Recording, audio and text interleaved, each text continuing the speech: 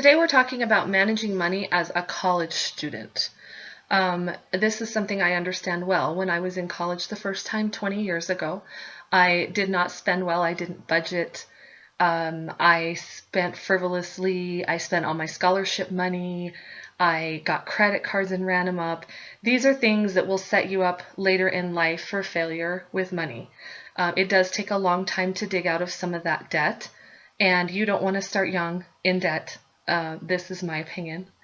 So we're going to talk about some strategies and some ways today to not get into that bad habits, to create good habits for later on in life, because we want to make sure that we don't create these terrible habits. Just like with learning, you try to create good study habits, then you try to get good grades. So you want to try to get good grades with your finances too. And it does make it a little easier to get through college if your finances aren't something to stress you out. You have enough things to stress about in college. So finances shouldn't be one of them. So let's talk about these habits and how we set them up. There's a couple things you have to consider first. Where does your money come from? Sit down and make a list. Does your money come from your parents? Do they give you an allowance each month? Does your money come from a job, a steady income? If it does, sit down and write it down. If your great aunt May from Indiana sends you $10 a month, write it down. Write every bit of money coming in down and keep good track of where it's coming from. Some people have scholarships and they have grants, and they are a little bit harder to manage because that money is there. So you think, oh, it's there, I can spend it. Write it down. Don't spend it. Let's budget it and figure out how we can spend it the best way and still have some left over in the end. So where does your money come from? So this is the first thing we're going to talk about. Where does your money go? You need to create a budget. We all need to create budgets through life. It makes life a lot easier, and it makes handling money a lot less stressful. The ways that I have found personally to create a budget have been to save my receipts for a month. Where is my money going? So is it all going to fuel? Am I spending hundreds and hundreds of dollars on fuel? It helps us figure out where to budget. It helps us figure out where to cut when we need to cut some expenditures.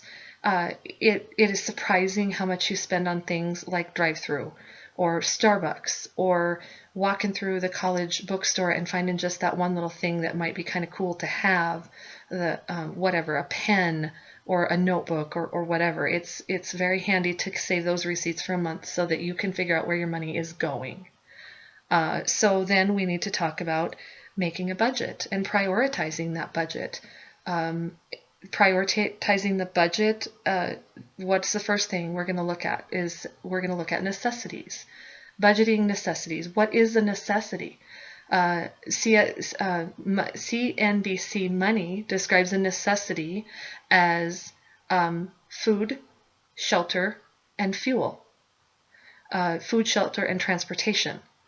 So your necessities are food, you need to eat; shelter, you need a place to live; and fuel or transportation, you need a way to get to where you need to be. So you need to figure out how much you need for each one of those. If you pull out those receipts that I told you to save for a month, you're going to look at those receipts and see where that money is going now. And if $250 a month or $150 a month is going towards fuel, see why. Is it because you are an out-of-town student and you miss your parents and you're going home 5 or 6 times a month? Is it because you're the one that drives, you're the carpool person, you're the person that drives everybody to the movie or to the party or whatever? You need to see where that money is going, and budget for fuel. This second thing is food. Everybody needs to eat. So do you have a card to the cafeteria at the college? Are you using it? If you're not using it, should you have it? If you're not using it, why aren't you using it? It's understandable to go out a few times a month or maybe even a few times a week. But if that card is paid for, you should probably be using that card. That's something to consider. Pull out those receipts. How many Taco Bell receipts do you have? How many Starbucks or City Brew or any type of food place receipt do you have? Is a huge part of your budget going to food? If it is, find out if it needs to be. The third thing is your shelter, or where you're staying, where you're living. Are you living in the dorms? Is it paid for? If it is, that's great. You can take that money and put it towards something else. But you need a place to live. So are you renting a place with friends? If you're renting a place with friends, are we all paying the rent when we're supposed to pay the rent? Should you get a roommate? If you don't have one already and you're paying money towards a big apartment or something like that. So those are the necessities. You need a place to live, you need food to eat, and you need transportation. Sometimes you just have to prioritize and figure out where you can cut in each one of those. The second thing that I believe is very important in college and really in life is socializing. Are you spending so much each month socializing that you don't have enough for anything else? Socializing is important. You just need to figure out how important it is and how much of your money is going to socializing. Budget it in. Don't go over your budget. If you are socializing every week and partying, or even just going to a movie or driving up the mountain and walking, you're spending that money on fuel. Figure out what the best way to socialize is, and figure out how many times you should be socializing, and use a little bit of self-control where that comes from. The third thing, and I feel like this is very important for everyone to do, is we need to save. If you're saving $5 a month, it's saving, and it's creating a habit that later on in life you will follow through with. I save a lot more now because I started saving, at the first time I flunked out of college. Saving is a big deal. $5 a week, $5 a month, $2 a week, any amount you can save. And the key to saving is don't touch it once you save. Leave it there. Leave it there for whatever. Leave it there for when you want to run home, when you want to send flowers to your mom, when your car breaks down, or whatever. But have a savings and keep a savings. Another thing that you can do is take a money management class. There's money management classes offered through the college that are free for college students for just a specific purpose. So try to prioritize these things and stick to them.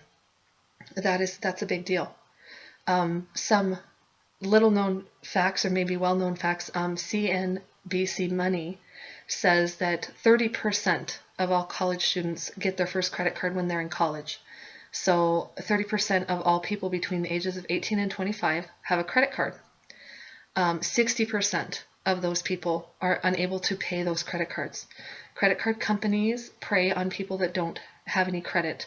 They try to help you build your credit, but if they give you one, then you can get a second one and a third one. And I believe when I was in college, I had 5. And I eventually paid them off, but it took me years to pay them off. If you need a credit card to build credit and you think that you can manage that, then get one credit card and have your parents co-sign so that they can watch it too.